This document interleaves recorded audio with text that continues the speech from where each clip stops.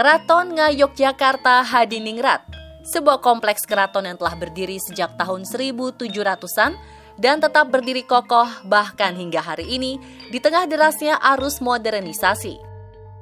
Selama ratusan tahun, para Sultan Yogyakarta silih berganti memimpin dan mengayomi rakyatnya dengan penuh kearifan dan kewibawaan. Keraton ini pula yang menjadi simbol kejayaan dan masa keemasan era kerajaan kuno di Pulau Jawa.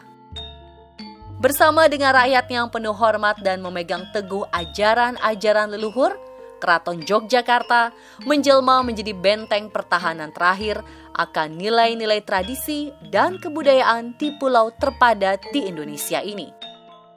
Lalu bagaimanakah awal mula sejarah salah satu kerajaan paling sukses di Pulau Jawa ini? Benarkah konon kekuatan tak terlihat dari Laut Selatan turut menjaga kerajaan ini bahkan hingga hari ini?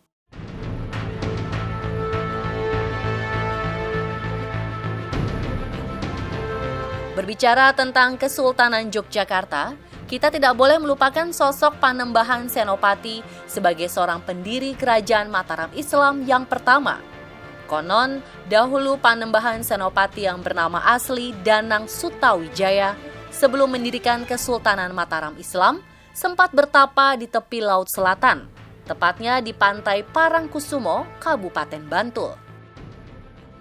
Dikisahkan pada saat beliau bertapa, karena kekuatan doa dan kesaktiannya mengakibatkan ombak tinggi bergulung-gulung dan merubuhkan pohon-pohon di sekitar pantai rubuh. Selain itu, air laut menjadi bergejolak karena mendidih, membuat banyak ikan-ikan mati. Melihat kondisi ini, Ratu Kidul selaku penguasa Laut Selatan heran dan kemudian menghampirinya untuk menghentikan tapa dari Panembahan Senopati. Dari pertemuan inilah kemudian Ratu Kidul berjanji untuk membantu Panembahan Senopati menjadi seorang raja, serta menjaga kelanggengan kesultanan hingga anak cucunya kelak.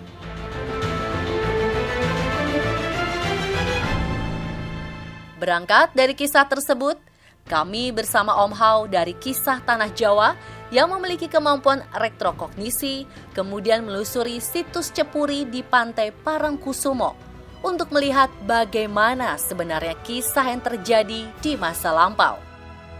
Dan pemirsa, inilah Untold Story Cepuri Parangkusumo, titik awal kerajaan di Pulau Jawa.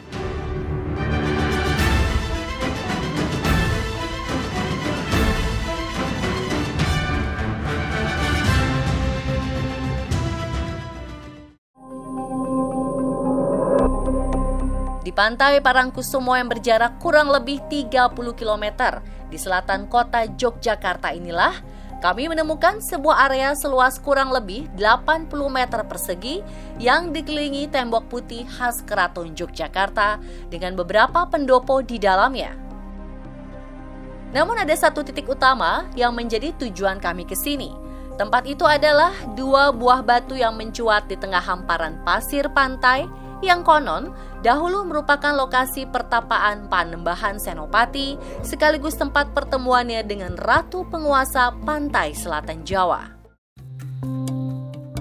Sebelum melihat dan bercerita mengenai kejadian yang pernah terjadi pada masa lampau di tempat ini, terlebih dahulu kami mengikuti prosesi tradisi yang masih dijaga kelestariannya oleh masyarakat Jogja dan sekitarnya. Kami menemui salah seorang juru kunci yang ditugaskan oleh Keraton Yogyakarta untuk menjaga tempat ini, untuk kemudian menaburkan bunga layaknya orang yang sedang berziarah. Semua dilakukan dalam rangka melestarikan tradisi dan menghargai kepercayaan yang masih dipegang teguh oleh masyarakat setempat.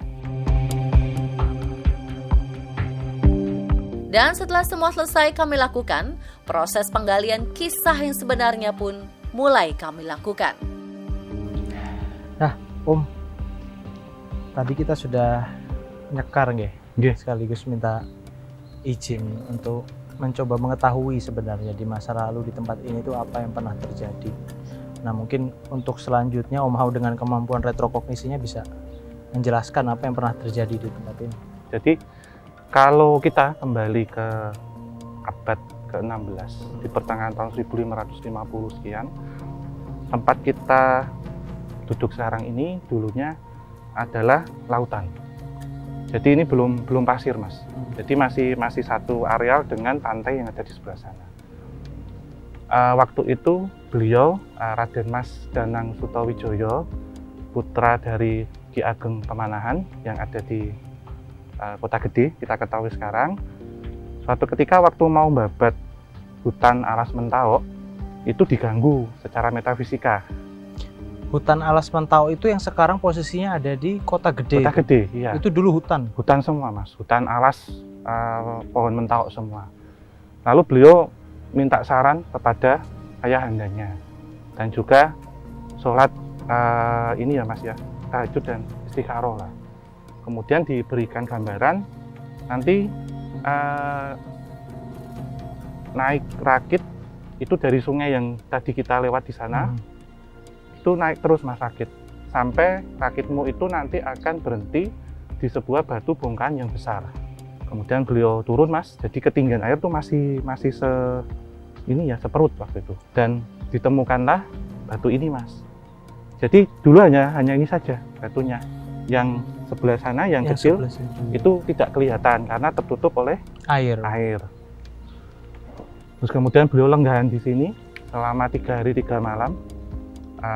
Di situ berdoa, kemudian bermunajat juga, karena Raden Mas Danang Sutawijoyo memiliki waskita, kemampuan yang luar biasa di sini.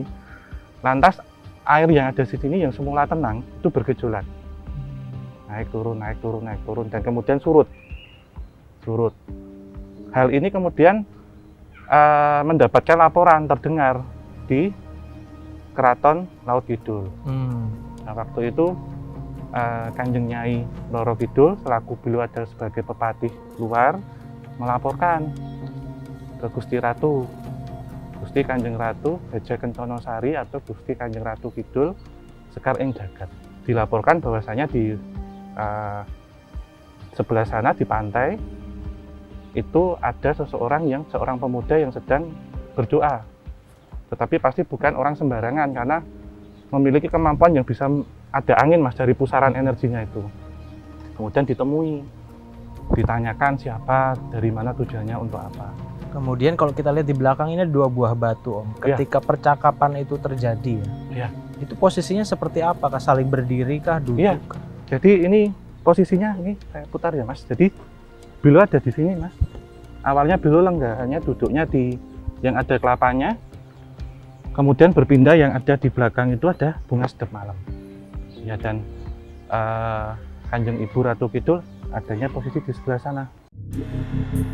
Dari penuturan Om Hao, diketahui bahwa sebenarnya ada beberapa sosok di Keraton Laut Kidul yang sering dikira sebagai sosok ratu penguasa Laut Selatan oleh orang awam. Ia menyebutkan beberapa nama dengan tugas-tugasnya yang berbeda. Kemudian yang kedua, Om.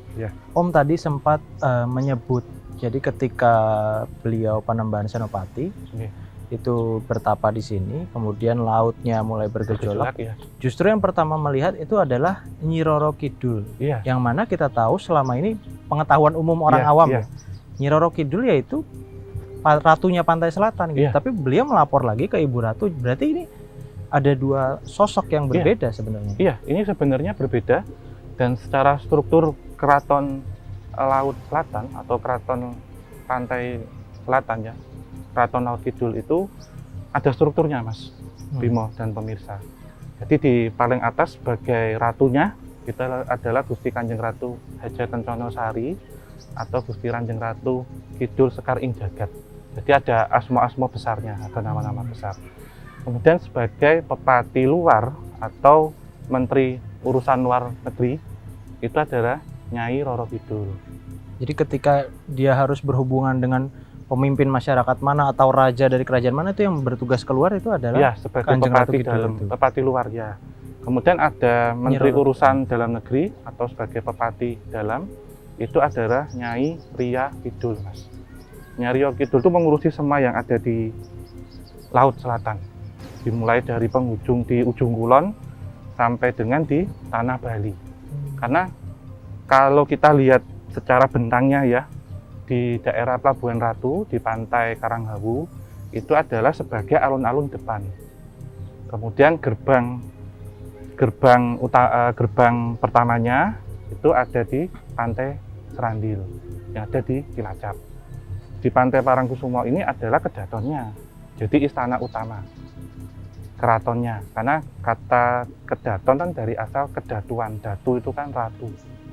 Kemudian kalau di Blambangan, di Alas Purwo sampai dengan Bali itu adalah alun-alun atau halaman belakang, Mas Bimo. Gitu. Dan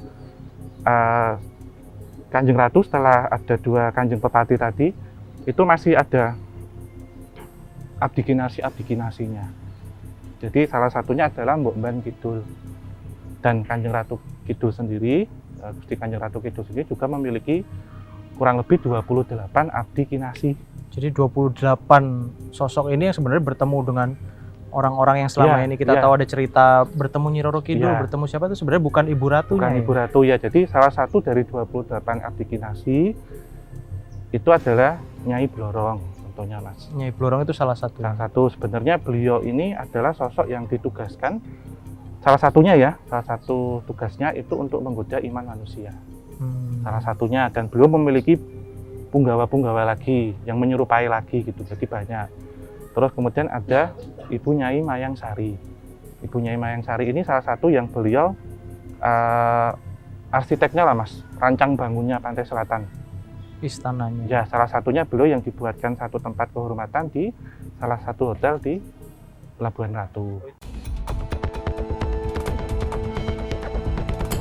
Inilah indahnya kekayaan tradisi dan budaya yang dimiliki bangsa kita, di mana ilmu pengetahuan, modernisasi, serta kisah dan tradisi leluhur bisa berpadu dengan apik dan menciptakan sebuah bangsa yang sangat kaya. Tujuan kita sebenarnya ke sini salah satunya adalah berziarah. Dan kemudian kalau kita berdoa di sini itu sejatinya kita adalah meminta kepada Tuhan Yang Maha Kuasa biar disamakan dengan beliau yang ada di sini secara aromanya, kepintarannya, kecerdasannya dalam melakukan tirakat, kekuatan dan keteguhan hatinya.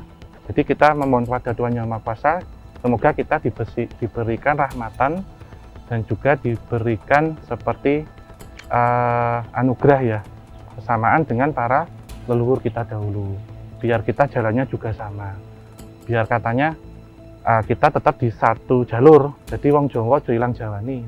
Orang Jawa jangan sampai kehilangan kejawaannya, atau adab kita timur itu jangan sampai luntur. Budaya bangsa jangan sampai hilang. Karena sejatinya bangsa yang besar dapat diruntuhkan ketika generasi mudanya lupa akan leluhur dan sejarahnya. Dan pemirsa, demikianlah hasil penelusuran tim On The Spot bersama Om Hao. Saksikan terus On The Spot untuk menyaksikan penelusuran sejarah dan misteri lainnya di Nusantara.